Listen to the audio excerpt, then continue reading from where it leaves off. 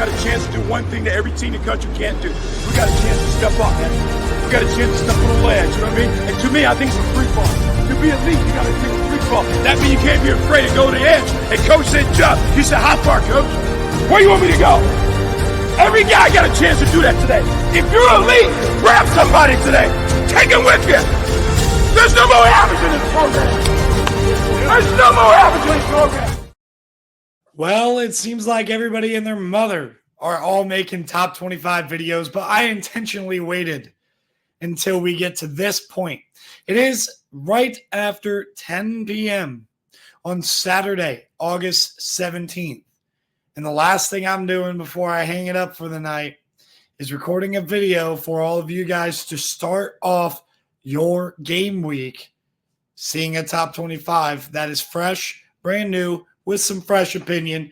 And I want some fresh discussion down below in the comment section. So comment down below what you think. You can also reach me over on TikTok, as I'm going to go over the top 25 every single week over there. And I'm still yet to do that. That is tomorrow's project. So go over to TikTok, check out all of my links, and make sure to like the video if you like the video. Your like will definitely help for other people to see my content, and I would really appreciate if you could spread the word by just simply clicking the like button.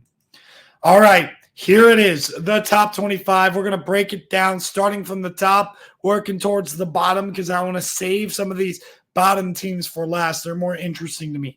Georgia, we know what they are. They're really talented. Carson Beck is back. They got a deep wide receiver core, good running back room. They're going to be able to do anything on offense, and they're going to be very efficient, very effective with Mike Bobo going into his second year in this tenure at Georgia.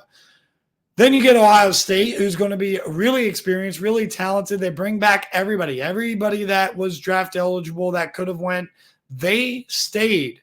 Even guys that were somewhat surprises like Donovan Jackson, Denzel Burke, Jack Sawyer. These guys could have went to the NFL, been drafted in the first 2 or 3 rounds, and would have made probably a little bit more money. Because I guarantee you, Ohio State's NIL, as good as it is, probably wouldn't have made up for it. Their focus is on the national championship, and it's going to be answered through that offensive line if they're going to be playing better than they did the last time we saw them in the Cotton Bowl, and if that quarterback play is going to be better than what we saw in the Cotton Bowl and against Michigan in the Big House. Number 3, we got the Texas Longhorns. You want to talk about offensive line? Number 3, Texas. Number 4, Oregon. And you see Tennessee up there. Those are my top 3 when it comes to the Joe Moore Award.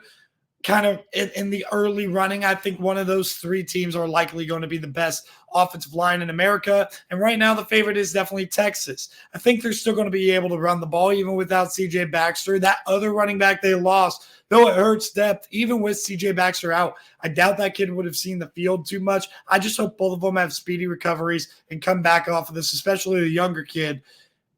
Tore his Achilles, man. That is a big shot there. But Jaden Blue is a very athletic speedster who I think if you get him into space, he's going to also be very dangerous. A potential 1,000-yard back if he can stay healthy. Hopefully that injury bug doesn't hit Texas there because they got a really talented team, improved on defense in the secondary, and then also they're maybe not better on the defensive line, but they're going to look a little bit different. They're going to get after the passer a whole lot better, even if they're not stopping the run as effectively, which we'll see if the linebackers can help in that case. Speaking of getting after the passer, though, Oregon's going to be able to get after the passer. Mateo Uiagalelei and then Jordan Birch on the other side. You got a couple of experienced linebackers, too, in Justin Jacobs, and also you have Jeffrey Bossa. Bringing in Jabbar Muhammad, a pretty good corner, a number 1 corner off the national championship runner-up Washington Huskies. I think that a lot of people are going to realize that this is the best defense that Oregon has had in a handful of years, both under Mario going back to 2019, and then also under Dan Lanning in his 3rd year. I think he's got his best defense with a great offense that has great skill position players. Evan Stewart is an absolute freak, and I think people forget about him too often, but also that duo of Jordan James and Noah Whittington, the great offensive line, a lefty gunslinger and Dylan Gabriel who can move around. They got everything you need to make a national championship run, and I'm excited to see them hit the field here Pretty early on, they get to play Boise State, who I think is a pretty solid team, and we'll get a good litmus test there. Number 5, Alabama. They're going to be really dynamic when it comes to running the football, using the quarterback run game. I bet you Kalen DeBoer, he's a guy that isn't necessarily dependent on this more air rates, sling the ball around type of style. Like, he can change it up a little bit, but that's ultimately the style he wants to get to. That's what he thinks he can get to with Austin Mack in the future and Ryan Williams out wide. But for now, he's going to have to work with the roster given to him. And at the end of the day, the weakness on this offense is probably the underdevelopment that Holloman Wiggins has had over the years of that wide receiver room. And we'll see if that wide receiver room is good enough for them to be able to run an efficient Kalen DeBoer offense. And then we'll also see if that secondary, the transfers coming in, they're going to rely heavily on Domani Jackson, King Mack, and Keon Sabb. So we're going to have to see if that secondary is good enough, as Nick Saban has called it, a liability himself. Ole Miss, number 6. They're going to have the best wide receiver trio in the SEC, and a lot of people don't realize how good Jordan Watkins is in the slot, but also the 2 outside guys, 2 of the top 10 wide receivers in America, in my opinion. Juice Wells, a lot of people forget how good he is, and a lot of people do recognize how good Trey Harris is. They also helped out their defense, hitting the portal very hard, getting the number 1 overall player in Walter Nolan up until Caleb Downs hit the portal. And I think a lot of people don't understand that Ole Miss, when they had the number 1 overall class in the transfer portal, it was not a quantity class like Colorado. It was both quantity and quality, and Ole Miss is going to be a great team.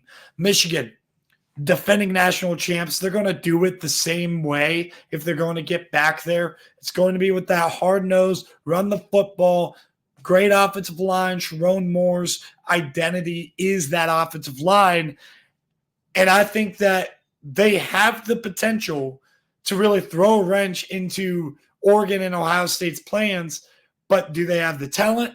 Do they have the right coaching staff? And are they able to keep piecing it together like when teams are able to figure out their recipe? And I think Ohio State and Oregon, specifically Ohio State, might have figured out their recipe, and we're going to have to see in that late November clash later on this year. Utah, Cam Rising back off of injury. Brent Keithy back off of injury. They're going to have a really, really good squad. Michael Bernard back at running back, a good offensive line. Money Parks is a dynamic wideout with a couple other guys too. Utah might have their best offense that they have had under Kyle Whittingham, and that's pretty bold to state. But at the end of the day, this has the most potential with an experienced quarterback like Cam Rising, who has done it before. I just hope they stay healthy, man. I critiqued them hard last year, but mainly because I wasn't sure if they were going to be able to stay healthy. And I'm more confident now that they'd be able to stay healthy. Hopefully they do. Missouri, they look great on defense in the bowl game. And now that's their biggest question. They have to replace all of that production on the defensive side of the ball, but they're still going to be pretty solid, I think, on that side of the ball. And then you got a trio in Theo Weiss, Mookie Cooper, and Luther Burden at wide receiver coming back for Brady Cook to work with. And then also you get a good duo of running backs to replace Schrader and 2 group of 5 running backs who were top of their game. Nate Noel at App State for a couple of years was an absolute monster. And then you also had Marcus Carroll, who was over there beasting it out at Georgia State. I think Missouri has a potential here to very easily get into the college football playoff. Number 10, Penn State. Penn State, they're going to struggle at wide receiver. They're going to have a great defense. I think that goes without saying. Tom Allen on that side of the ball, Andy Kotelnicki on the other side of the ball. And this Andy Kotelnicki offense is going to be very interesting to me because he's definitely going to be more handcuffed at Penn State than he was at Kansas simply because of limitations at the wide receiver room. You know, I know it sounds crazy, but Kansas, fact is, the last couple of years has had a better wide receiver room than Penn State has this year. When you're talking about the number 1 being an unproven kid in Caden Saunders or a Harrison Wallace or a Julian Fleming, I don't think Penn State's wide receiver room is pieced together very well, and they're going to be tested very early against West Virginia. Number 11, Tennessee. They're going to get an early test against the NC State Wolfpack, but I think Tennessee is a team that, first off, Nico Iamaleava, with the mobility that he has and the arm talent too that he has, I think that he could be a breakout star this year. They have good running backs, headlined by Dylan Sampson, who's going to tote that rock for Josh Heupel and probably run for 1,000 yards. They added Chris Brazzell in the portal, an underrated grab. Also, Holden Stays, the tight end from Notre Dame. But Brazzell is an underrated guy who can beat you down the field and definitely is a more he's kind of like Cedric Tillman. That's the role he's going to play, is the role that Cedric Tillman had with Squirrel White, trying to be the next version of Jalen Hyatt. This team looks a lot like that 2022 team did. It's just, is Nico Iamaleava ready to take that step the way that Hendon Hooker was that year? Number 12, Notre Dame. Riley Leonard's going to be exciting, but just like Penn State, they're going to have questions with wide receiver. They bring in Elijah Mitchell, who's a really good player from FIU. If you've never watched him, I think that he's a guy that you should get familiar with, especially if you're a Notre Dame fan. There's also Bo Collins transferring in from Clemson, piecing together some things. Jaden Greathouse is back. We'll see. I think this wide receiver room is better than it was a year ago, but I still don't know if it's where it needs to be dynamic on the offensive side of the ball. I'm pretty sure with Jeremiah Love being the headline back, they're going to be able to run the football. And then I'm also pretty sure that they're going to play some solid defense with Benjamin Morrison as a lockdown corner on the outside. They're going to be a pretty solid team, but are they going to be good enough as an independent? And this will be a fun independent experience. Are they going to be good enough that a loss or two is going to keep them out of the playoff? They get tested against Texas A&M on the road in Kyle Field very early on. Number 13, Florida State. They have a lot to replace, but I think they're going to be pretty solid. They bring in guys like Malik Benson at the wide receiver position. Their wide receiver position is going to be a question mark, but I think they're going to lean on the ground game. I think they have three really solid running backs back there that could tote the rock. And DJ Uiagalelei proved last year at Oregon State that he can be a good game manager and just let the game go with the flow here. He was able to let playmakers make plays. Guys like Silas Bolden, guys like Damian Martinez, that's what he was able to do. I think Florida State's going to lean on that and a pretty solid defense to be able to have success yet again in the ACC. Number 14, Kansas State, Avery Johnson. He's very, very exciting. If you haven't watched the Pop-Tart Bowl, please watch that, because you get to see the talent that Avery Johnson is, not to mention the fact that a lot of people around Kansas State believe this is their best wide receiver room ever. So, or at the very least, since Tyler Lockett was there. So, I think that's, a right take. You have DJ Giddens, you have Dylan Edwards. You're going to have a really good defense. Chris Kleiman's building something nice. And they are probably, in the national perspective, co-favorites for the Big 12 with Utah. Number 15, Oklahoma, first year in the SEC. Jackson Arnold taking over for Dylan Gabriel. But this tells you how much potential Jackson Arnold really has. The fact that they pushed out a guy that is the Heisman frontrunner going into the year for this kid, Jackson Arnold. They have a belief that Arnold's going to play well. This wide receiver room is slightly better than it was last year. I think that Oklahoma could be a pretty solid team. We'll see where they end up finishing off. Number 16, the Clemson Tigers. I have them very low. A lot of people are higher on Clemson. Dude. They do not have any running back depth whatsoever. So you better hope and pray, Clemson fans, that Phil Maffa does not get banged up behind a pretty bad offensive line, by the way, with pretty underwhelming wide receiver talent and a defense that is pretty solid but is still unproven at some spots. It still has to fill some gaps. I'm not high on Clemson. I have well documented that I think Dabo Swinney not using the portal is what is going to end his time at Clemson. And that's that. Number 17, Kansas. Yeah, they lose Andy Kotelnicki, but their defense is so much better now on paper than it was a year ago. They just got to be able to stop the run. If they're able to stop the run, they're going to be a really dangerous team. And if Jalen Daniels can stay healthy, I'm hoping this kid can stay healthy because he has not been able to put together a full season, despite the fact that he's shown glimpses through the last 3 seasons. This is now a 4th season that we get to see him, and we're hoping that he stays healthy with Devin Neal and then those 3 wide receivers in Arnold, Skinner, and Grimm. I think that Kansas is a dangerous team in the Big 12, one to watch out for a potential Big 12 championship contender. Staying in the Big 12, we're going to go with Oklahoma State here. Ollie Gordon, the best running back in the nation, according to a lot of people. And I think that they're going to be able to play some solid defense. They have good wide receivers. I do not trust Alan Bowman. We got to see what Oklahoma State looks like on the field for me to fully buy in to what the Cowboys are selling here. Mike Gundy, a great coach for sure. But I think that Oklahoma State, I'm a little bit lower on simply because I do not trust Alan Bowman.